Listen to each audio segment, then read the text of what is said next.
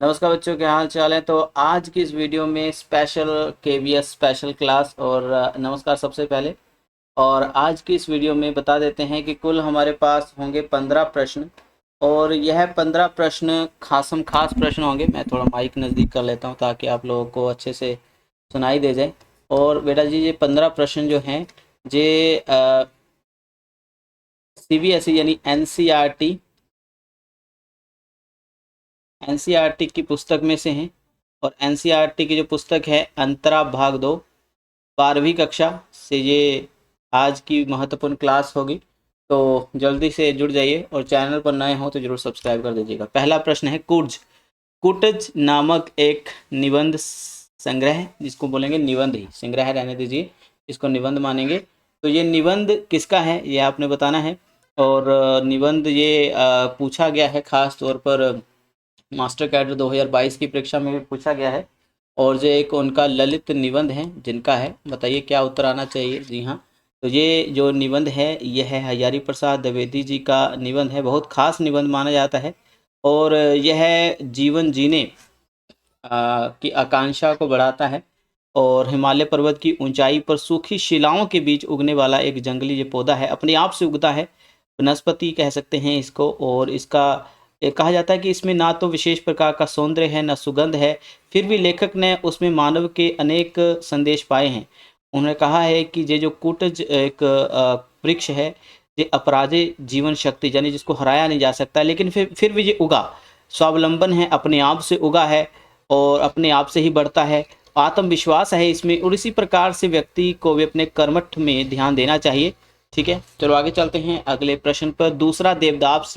दूसरा देवदास नाम से ये कहानी है एक, और ये कहानी बताना है कि ये किसकी कहानी है। विकल्प आपके सामने हैं। देखिए यहाँ पर रविंद्र कालिया, प्रेमघन, शरत चंद्र या फिर ममता कालिया।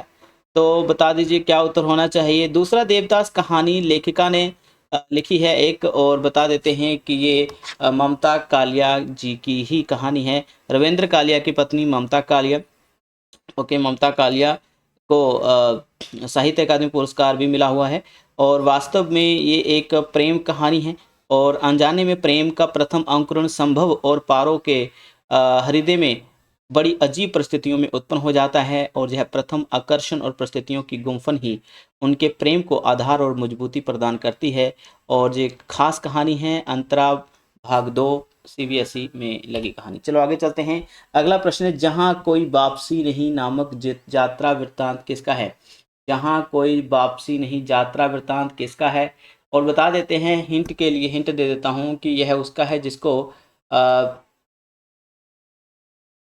ज्ञानपीठ पुरस्कार मिला है। तो ज्ञानपीठ पुरस्कार किसको मिला है, ना तो जसपाल को मिला है, ना ही यहाँ पर राहुल संकृत्यान को मिला है। तो दो विकल्प आपके आ जाते हैं, कृष्णा सोपती को भी मिला है और निर्मल वर्मा जी को भी मिला हुआ है। लेकिन जहाँ पर विकल्प आ जाएगा निर्मल वर्मा जी का, ये एक यात्रा वृत्तांत है, यात्रा निबंध कह सकते हैं। और निर्मल वर्मा जी का एक यात्रा वृत्तांत संग्रह है धुंध से उठती धुन। ठीक है, धुंध से उठती धुन। तो याद रखिए यह इसी यात्रा वृत्तांत संग्रह का एक छोटा सा अंश है। इसमें एक शहर सिंगरौली की वो कथा कहते हैं, उत्तराखंड में जगह है सिंगरौली।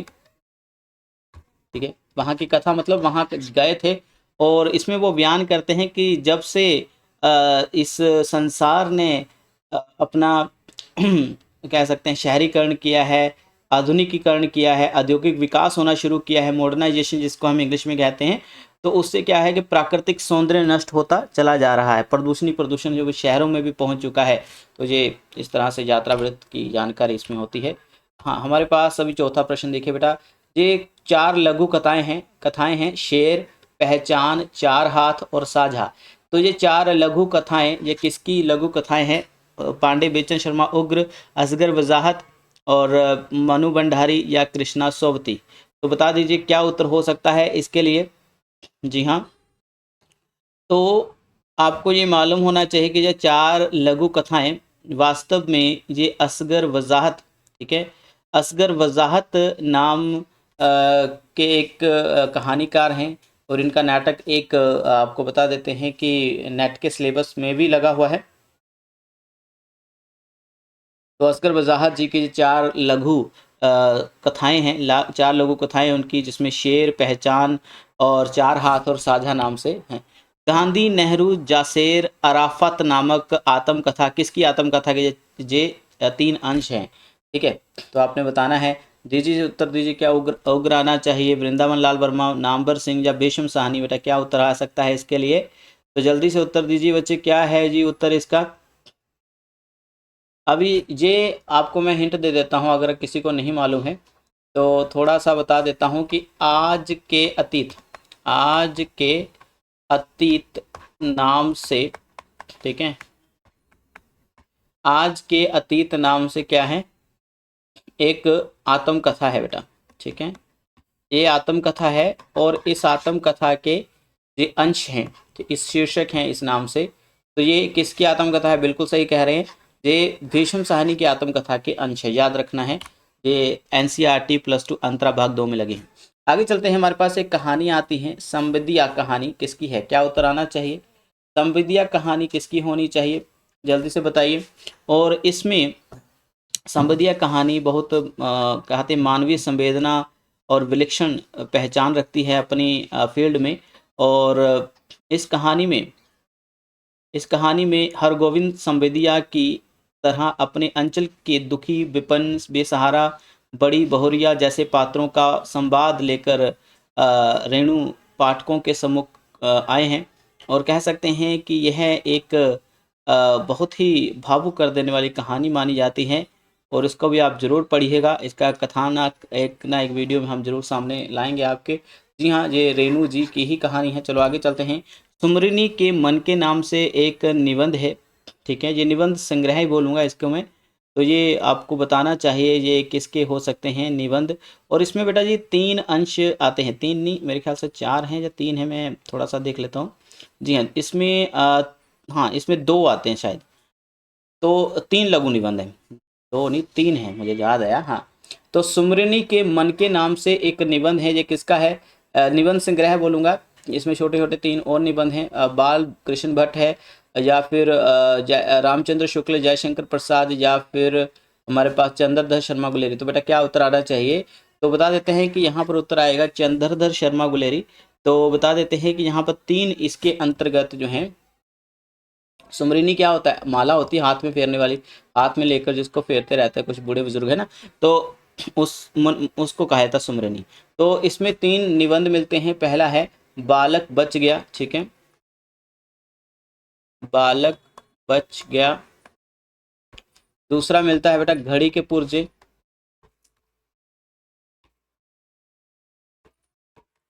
तीसरा मिलता है इसमें ढेले चुन लो, ढेले चुन लो। आगे चलते हैं।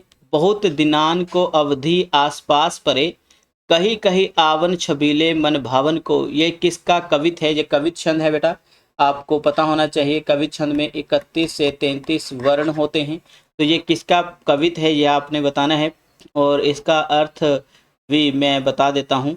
इसमें कहा जा रहा है कि बहुत दिन हो गए हैं आए हुए, ठीक है, और मेरे जो छबीले नायक हैं वो मन को भाते रहते हैं, और यही कहकर जो नायिका है अपने नायक को याद कर रही है। तो बता देते हैं कि ये ना रस खान, ना भिखारी दास, ना ही ग्वाल, ये सिर्फ घनानंद का कवित है।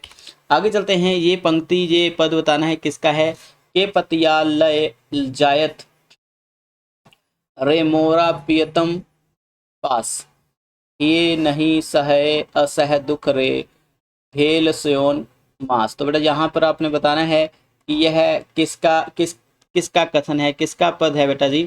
तो उत्तर क्या रहना चाहिए, अमीर खुसरो, हेमचंद्र, विद्यापति या मीराबाई। तो बेटा जी इसमें जो उत्तर आना चाहिए वो है कि भाई, हाँ जी, ये किसका कथन है यानी किसका पद है ये। जी हाँ, तो ये विद्यापति जी की पंक्तियां हैं, जरूर याद रखिए। ये भी NCERT में लगी पंक्तियां हैं।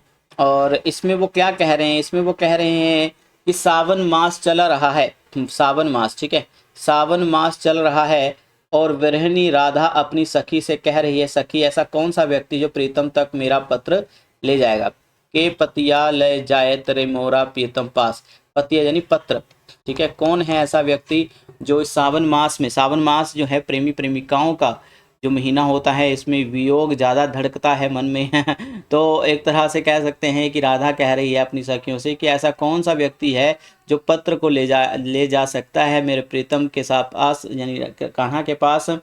नहीं ये नहीं सहे असह दुख रे भेल स्योन मास। स्योन मास का मतलब यहाँ पर सावन मास है, ठीक है, सावन का मास चल रहा है। वो कह रहे हैं कि इसमें जो दुख है वो असहनीय है, सहा नहीं जा रहा है। आगे चलते हैं, ये वाली पंक्ति देखिए, कांपा हिया जनाबा सियु तोपे जाई होए संग पियु घर घर चीर रचा सब काहू मोर रूप रंग ले गाऊ गा नाहू। तो फिर से एक बार पढ़ देते हैं कि कापा हिया जनाबा सियु तोपे जाई होई संग पियु घर घर चीर रचा सब काहू मोर रूप रंग लह गा नाहू। तो इसमें विकल्प है, देखिए ये पंक्तियाँ किसकी होनी चाहिए, तो कबीर वृंद जायसी भारतेंदु। तो बड़ा याद रखिएगा, जो जायसी की पंक्तियाँ हैं और जायसी की कविता पद्मावती में 12 मासा, ठीक है, 12 मासा कविता शीर्षक से ये पद लिया गया है। इसमें कहा जा रहा है कि जो अगहन का महीना है, ठीक है, उसमें ठंड के कारण हृदय उसका जो है बहुत ज़्यादा क्या है, कांप रहा है। किसका बेटा, नागमती वियोग खंड से ये ली गई पंक्तियां हैं, उसमें 12 मासा शीर्षक डाल दिया गया है। नागमती वियोग खंड 30वां खंड जो है पद्मावत का, ठीक है। तो पद्मावती खंड, पद्मावत महाकाव्य के इस नागमती वियोग खंड में 30वें खंड में ये कहा जा रहा है कि ठंड के कारण हृदय बहुत ज़्यादा कांप रहा है और इसे तभी सहा जा सकता है जब पति हो साथ। कांपा ये जनाबा सियु तो पे जाई होई संग पियु। तो इस आघन महीने में सर्दी को तभी सहा जा सकता है जब प्रीतम पास हो, उसके होने पर ही शीत कम हो सकता है। पति के घर पर होने पर स्त्रियां रंग बिरंगे वस्त्र धारण किए रहती हैं, लेकिन मेरा सारा रंग रूप तो मेरे पति अपने साथ ही ले गए हैं।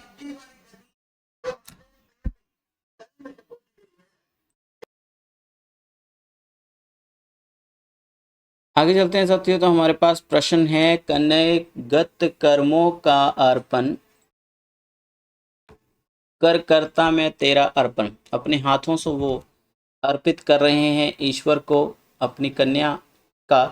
तो और याद रखिए यह किसकी पंक्ति हो सकती है, ये स्रोत स्मृति से सूर्यकांत त्रिपाठी निराला की पंक्तियाँ। आगे देखिए, बनारस और दिशा नामक कविताएं किसकी हैं, तो नागार्जुन, केदारनाथ सिंह, शिवमंगल सिंह सुमन या फिर त्रिलोचन जी।